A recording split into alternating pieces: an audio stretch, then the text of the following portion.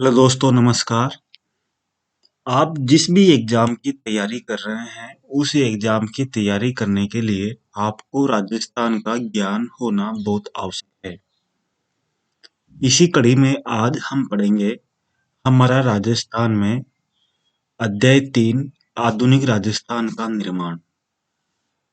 जो मैं आपको अध्याय का रिवीजन करा रहा हूँ या पढ़ा रहा हूँ, तो उनमें से बहुत से ऐसे क्वेश्चन आते हैं आपके आरपीसी में, जिनका उल्लेख जो गाइड होती है या जीके की बुक होती है उनमें नहीं रहते। यानी कि आरबीएससी एनसीईआरटी की किताबें ही महत्वपूर्ण होती है राजस्थान के अध्ययन के लिए।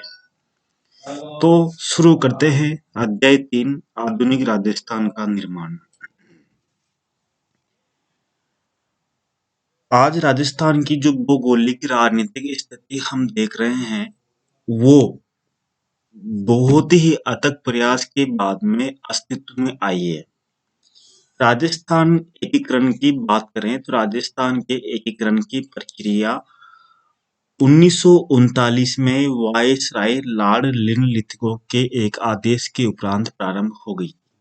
यानी कि आधुनिक राजस्थान का निर्माण राजस्थान की एकीकरण की प्रक्रिया के माध्यम से अस्तित्व में आया। अब जैसे लॉर्ड लिनलिथगो ये वायसराय था, तो आपको तैयारी करते समय आपको ये एक चीज और याद करनी है। जैसे भारत के स्वतंत्रता के समय कौन वायसराय था, 1857 की क्रांति के समय कौन वायसराय था, भारत का प्रथम वायसराय कौन था, बंगाल के विभाजन के समय प्रथम वायसराय कौन था। यानी कि मेन मेन जो घटना हुई उन समय आपको ध्यान रखना है। जैसे महात्मा गांधी के असहयोग आंदोलन के समय भारत का वायसराय कौन था। इन चीजों को आपको ध्यान में रखना है। या फिर आप ऐसे भी देख सकते हैं कि स्वतंत्रता के समय भारत के प्रथम वायसराय कौन थे। इन चीजों को आप जैसे माउंटबेटन भारत के स्वतंत्रता के समय वायसराय थे, लेकिन प्रथम भारतीय व्यक्ति कौन थे, तो पट्टामी सीतारामैया भारत के प्रथम वायसराय थे। इस तरह से आपको ध्यान रखना है। इस समय राजाओं की एक अखिल भारतीय देशी राज्य परिषद का गठन किया गया, जिसमें यह प्रस्ताव पारित किया गया कि जिन रियासतों की या ठिकानों की आय 50 लाख रुपए से कम और जनसंख्या 20 लाख से कम हो, उन्हें पड़ोस के बड़े राज्यों में मिला दिया जाए।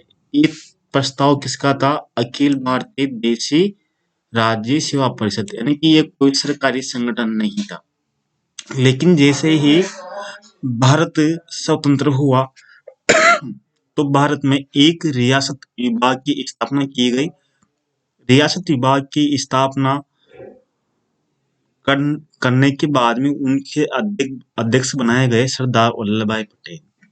सरदार वल्लभ भाई पटेल ने यह कहा कि जिन राज्यों की यानी कि जिन रियासतों की इनकम यानी कि आय 1 करोड़ से अधिक है और जनसंख्या 10 लाख से अधिक है, वही राज्य स्वतंत्र रूप से रह सकते हैं। यानी कि इस दृष्टि से राजस्थान के केवल चार यानी कि चार रियासतें ऐसी थी, जैसे कौन कौन सी?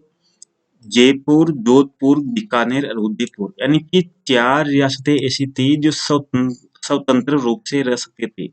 बाकी जो जितनी भी रियासतें थी उनको किसी न किसी रियासत में मिलना आवश्यक था। ठीक है, लेकिन जनता का इन रियासतों के ऊपर दबाव था कि ये रियासतें मिले, यानी कि एक राजस्थान का एक एकीकृत रूप दिया जाए।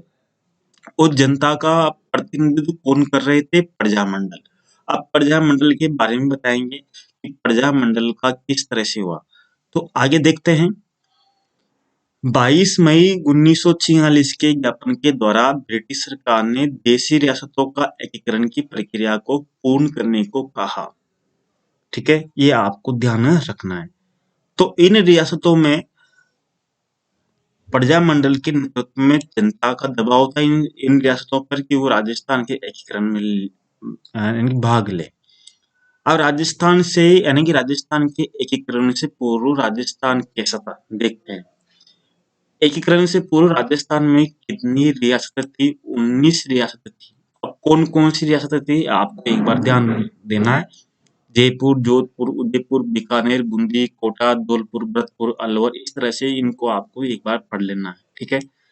इसके बाद में आपको देखना है कि राजस्थान की सबसे छोटी रियासत कौन सी थी, तो ध्यान रखना सबसे छोटी रियासत कौन सी थी, शाहपुरा। अब देखा जाए तो शाहपुरा रियासत में ही सर्वप्रथम उत्तरदायी सरकार की स्थापना की गई। इसी तरह जो आपकी बीकानेर रियासत थी, तो उसको भी आपको महत्वपूर्ण याद करना है, क्योंकि बीकानेर रियासत से संबंधित बहुत से प्रश्न आते हैं। 3 ठिकाने थे, कुशलगढ़, लावा, निमराना, ठीक, 3 ठिकाने थे 3, और एक केंद्र शासित प्रदेश था जिसका नाम था अजमेर मेरवाड़ा। यानी कि 19 रियासतें, 3 ठिकाने और एक केंद्र शासित प्रदेश।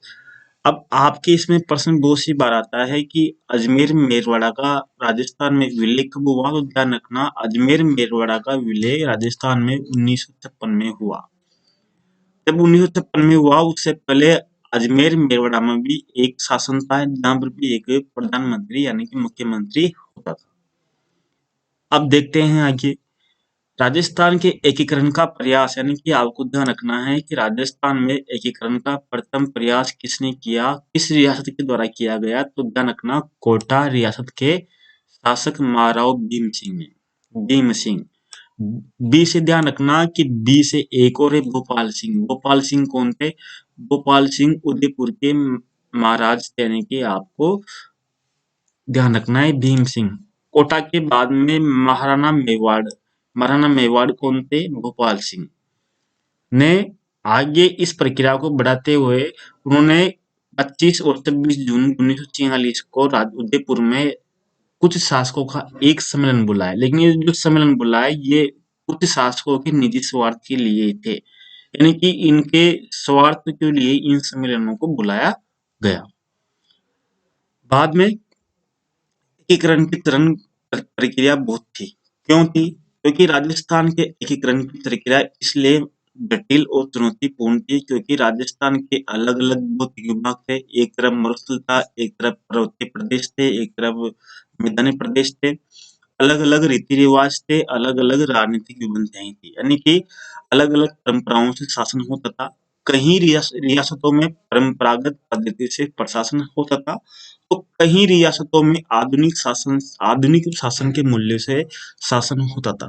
तो इनको एक छत के नीचे लाना एक जटिल, एक चुनौतीपूर्ण कार्य था। फिर भी इन सभी चुनौतियों से लड़ते हुए नवंबर 1956 में आधुनिक राजस्थान का निर्माण को पूरा किया गया, जो एक बहुत बड़ी बात है। राजस्थान के एकीकरण की प्रक्रिया को 7 चरणों में समझ सकते हैं। तो आपको इनमें से बहुत से प्रश्न ऐसे हैं जिनको आपको ध्यान रखना है, जिनको आप कभी भी एग्जाम में पूछे जा सकते हैं। तो राजस्थान के जो एकीकरण के चरण है उनको आपको ध्यान रखना है। प्रथम चरण, 7 चरण थे। प्रथम चरण में जिस राज्य का गठन किया गया उसका नाम था मत्स्य संघ, जिसका निर्माण किया गया 18 मार्च 1948 को। पहले हम आपको विस्तार से बता देते हैं, फिर आपको किस तरह से किस ट्रिक से याद करना है तो ट्रिक भी बता देंगे आपको। यानी कि ट्रिक भी है याद करने की, लेकिन आपको पहले एक बार विस्तार से पढ़ना पड़ेगा, यानी कि आपको डीपली जाना पड़ेगा, उसके बाद में आपको आसानी रहेगी याद करने के लिए। प्रथम चरण मत्स्य संघ कब किया गया? 18 मार्च 1948 को। इसमें 4 राज्यों का विलय किया गया। 4 रियासतें कौन-कौन सी थी? अलवर, धौलपुर, भरतपुर और करौली। ये चारों रियासतें आपस में जुड़ी हुई है, देख सकते हैं आप राजस्थान के। यानी कि अगर हम देखें राजस्थान का सबसे पूर्वी जिला कौन सा है? धौलपुर। राजस्थान का प्रवेश द्वार भी कौन कहलाता है? धौलपुर कहलाता है। यानी कि चारों जिले जो आपस में जुड़े हुए थे, इन चारों जिलों को मिलाकर एक संघ का निर्माण किया गया, मत्स्य संघ। और आपको ध्यान रखना है कि इसके प्रधानमंत्री कौन बनाए गए? शोभाराम कुमावत। यानी कि शोभाराम कुमावत, यानी मत्स्य संघ के प्रधानमंत्री कौन थे? शोभाराम कुमावत। बाकी आप इन चीजों को भी एक अलग बना सकते हैं।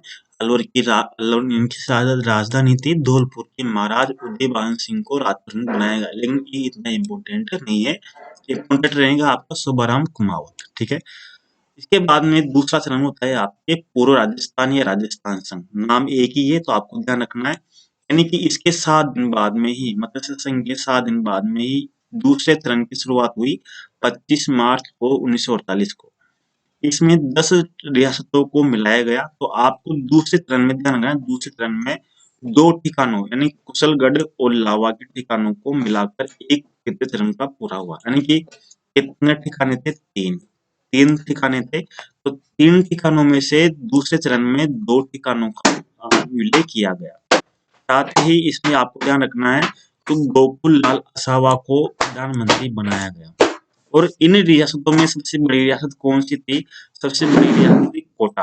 यानी कि इस चरण में जो सबसे बड़ी रियासत होती थी उसको ही राजधानी बनाया गया और वहां के शासक को ही वहां का राज प्रमुख बनाया गया। ये आपको ध्यान रखना है। इसके बाद में तीसरा चरण जिसका नाम था संयुक्त राजस्थान, ये हुआ इसके बाद में 1 महीने बाद में, यानी कि 7 दिन फिर 1 महीने बाद में, यानी कि 18 अप्रैल 1948 को। इसमें क्या किया गया कि संयुक्त राजस्थान में उदयपुर का विलय किया गया। उदयपुर का विलय करने के बाद में इस संयुक्त राजस्थान की सबसे बड़ी रियासत कौन सी थी? उदयपुर। तो उदयपुर होने के कारण ही उदयपुर के शासक भोपाल सिंह को राज प्रमुख बनाया गया और मानिके लाल वर्मा को प्रधानमंत्री नियुक्त किया गया। एक चीज आपको ध्यान रखनी है कि पंडित जवाहरलाल नेहरू ने इसका उद्घाटन किया, यानी कि संयुक्त राजस्थान का उद्घाटन किसने किया? पंडित जवाहरलाल नेहरू ने। कब हुआ? 18 अप्रैल 1948। ये चीजें आपको ध्यान रखनी है। इन ध्यान करने के लिए हम आपको एक कुछ बता देंगे। चौथा चरण वर्ध राजस्थान, ये सबसे महत्वपूर्ण चरण था। 30 मार्च 1949 को ये सबसे महत्वपूर्ण चरण था। इस कारण 30 मार्च को राजस्थान दिवस भी मनाया जाता है।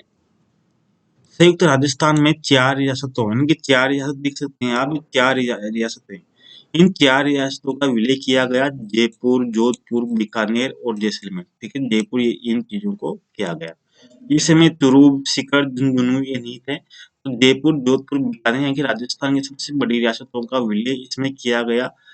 4 यानी कि चतुर से ध्यान रखना, 4 चौथे चरण में 4 रियासतों का विलय किया गया। इसे भी आप याद कर सकते हैं। इस कारण इसको वर्ध राजस्थान दिवस यानी कि राजस्थान दिवस ही मनाया जाता है। जयपुर के मानसिंह द्वितीय को राज प्रमुख बनाया गया, लेकिन जब भोपाल सिंह से रुष्ट हो गए तो महाराणा भोपाल सिंह को महाराज प्रमुख नियुक्त कर दिया गया नाम मात्र के रूप में। आपको ध्यान रखना है कि इसके प्रधानमंत्री कौन थे, यानी कि वर्ध राजस्थान के प्रधानमंत्री कौन बनाए गए? हीरालाल शास्त्री। और इसका उद्घाटन किसने किया? सरदार वल्लभ भाई पटेल ने। अब आप कैसे ध्यान रखोगे? पहले 3 आता है, उसके बाद में 4 आता है। ठीक है, तो पहले 3 आता है, पहले 4 आता है। तो इसी तरह पहले प्रधानमंत्री आता है, फिर उप प्रधानमंत्री आता है। तो प्रधानमंत्री कौन थे? पंडित जवाहरलाल नेहरू। और उप प्रधानमंत्री कौन थे? सरदार वल्लभ भाई पटेल। ठीक है, यानी कि पहले कौन आए? प्रधानमंत्री, फिर बाद में कौन आता है? उप प्रधानमंत्री। ठीक है, तो इस तरह से आप याद रख सकते हैं। इसके बाद में पंचम चरण यानी कि 5वें चरण में संयुक्त वर्ध राजस्थान, यानी कि संयुक्त वर्ध राजस्थान।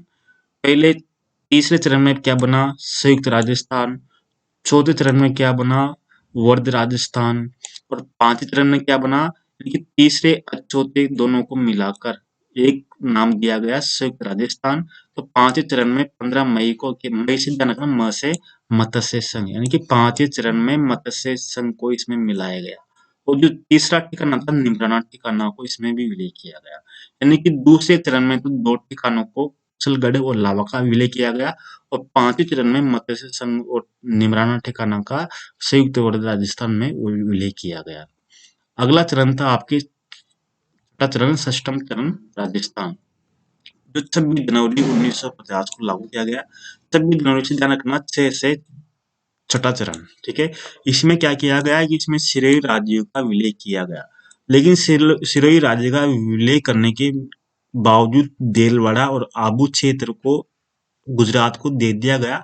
इस कारण इसमें बहुत आंदोलन हुआ, यानी कि गोकुल भाई भट्ट यानी गोकुल भाई भट्ट ने सत्याग्रह किया। सत्याग्रह के कारण यानी कि आंदोलन के कारण 7वें चरण में फिर जो देलवाड़ा और आबू क्षेत्र है उसको राजस्थान में मिला दिया गया, यानी कि 7वां चरण था 1 नवंबर 1956 को।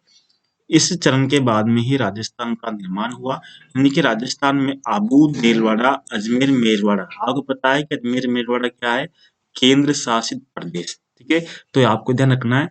और मध्य प्रदेश की सुनील टप्पा क्षेत्र का भी राजस्थान में लिया गया, लेकिन झालावाड़ का सिरोंज क्षेत्र मध्य प्रदेश को सौंपा गया। तो सुनील से ध्यान रखना, राजस्थान को लिया और राजस्थान का सिरोंज यानी मध्य प्रदेश को दिया। तो इस तरह से राजस्थान का एकीकरण 1 नवंबर 1956 को पूर्ण हुआ। एकीकरण पूर्ण होने के बाद में 1 नवंबर 1956 के बाद में ही राजस्थान में राज्यपाल पद का नाम पड़ा। इससे पूर्व 1 नवंबर 1956 तक केवल राज प्रमुख पद ही कहलाता था। यानी कि राज प्रमुख शब्द कहाँ तक रहा? 1 नवंबर 1956 तक। उसके बाद में राज्यपाल नाम पड़ा। उसके बाद में जब एकीकरण पूर्ण हो गया तो राजस्थान के ए बी सी डी यानी कि राज्यों के वर्गीकरण थे, तो वर्गीकरण को भी समाप्त कर दिया गया। ठीक है।